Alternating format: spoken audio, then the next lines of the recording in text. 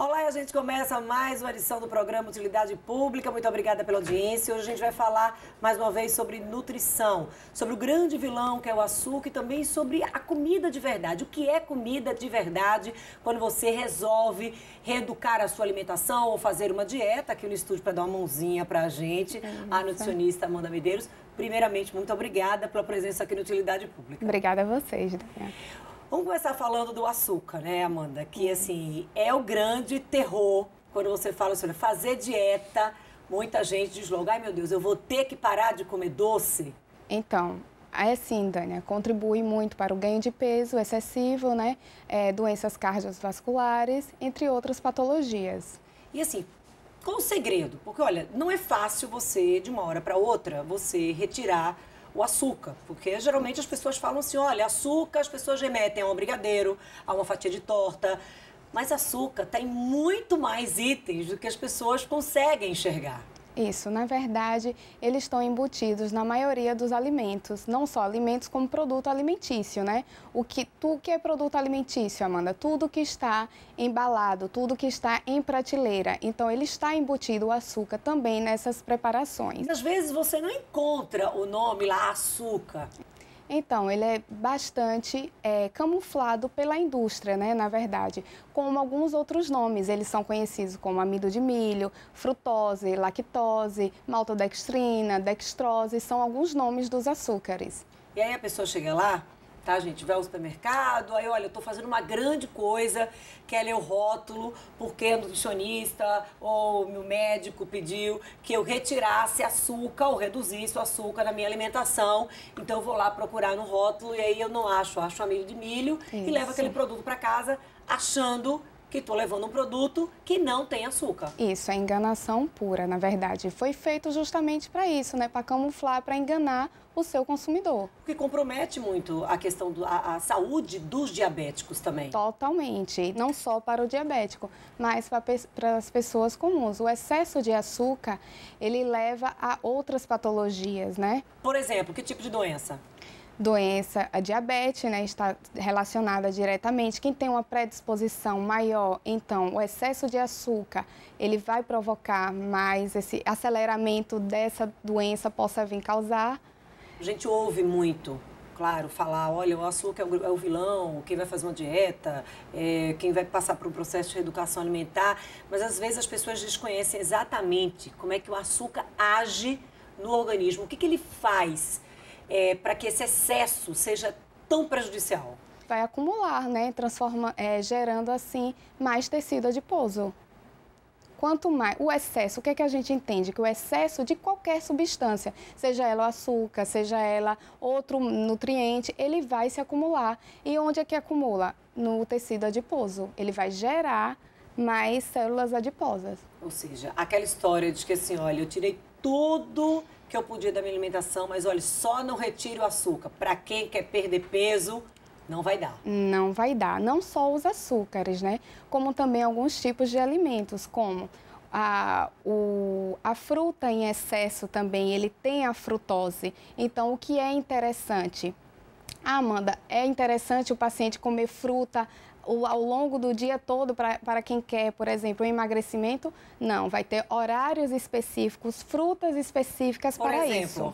Então, uma fruta bastante interessante para quem está com restrição alimentar para perda de peso é o quê? A maçã verde, a fruta vermelha, como o morango, a acerola, porque tem um baixo índice glicêmico e uma carga glicêmica também desse açúcar. As pessoas que fazem muita atividade física, inclusive corrida aí, que é o que a gente está vendo muito em crescimento, é o consumo de banana. Certo. E aí, então vamos comer banana. A banana é um carboidrato, ele tem muito, o índice dele de açúcar é maior, certo? Então, ele tem uma boa estratégia para quem faz esse tipo de atividade física. Mas lembrando, para perda de peso, a banana não é um alimento, assim, promovedor para isso, certo? Ela não é tão legal como estratégia. Não é aliada não é à perda de peso. Para perda de peso, não. Ela é uma excelente fruta, mas para perda de peso, não. A gente tem que ter esse controle maior. E aí você estava falando, olha, Dani, vai depender muito, tem horários específicos para o consumo dessas frutas. Como é que funciona isso? Vai depender do horário que a pessoa faz atividade?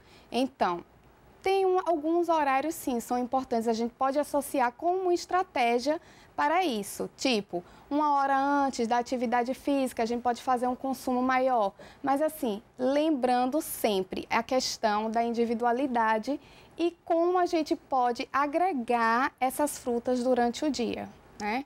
Para esse planejamento. Fruta na sobremesa. É um bom começo para aquela pessoa, por exemplo, que está acostumado, olha, almocei, preciso comer um doce, geralmente come um pudim, um brigadeiro, uma torta. Então, substituir é um bom passo. Poderia ser, já é um passo importante para aquelas pessoas que têm um hábito diferenciado, né? Assim, que já faz consumo excessivo de alguns outros doces, você já fazer essa troca é interessante. Como uma fruta cítrica é interessante para esse paciente, já que ele não abre mão desse doce e quer ter uma sensação assim, né, de docinho na boca, de digestão, então pode ser levado em conta sim.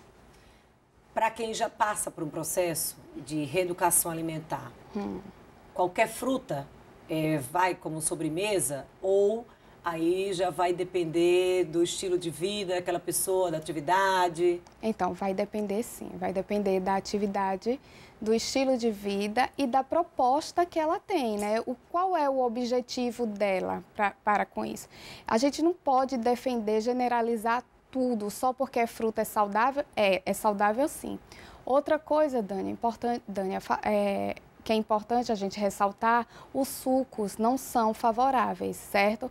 Então, assim, tá com fome, come a fruta, tá com sede, bebe a água. Não fazer essa substituição da fruta, transformar para o suco, certo? Porque a gente perde o que é de mais interessante nessa fruta, que é as fibras, que são as fibras, né? Então, a gente perdendo essa fibra, o que é que sobra? A frutose. O açúcar puro integral da fruta. Então, e não é interessante. Isso é um erro comum para quem chega no consultório. Muito comum. Outro erro importante, tipo, tem muita gente que pergunta, e o suquinho de laranja, posso? Lembrando que o suco de laranja, se é feito esse suco de laranja, a gente utiliza o quê? 3, 4 laranjas.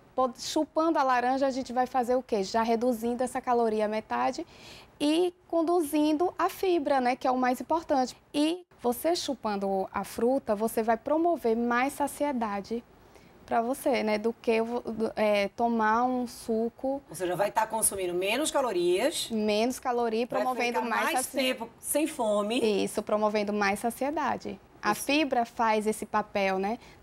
Da saciedade e do controle glicêmico daquele alimento.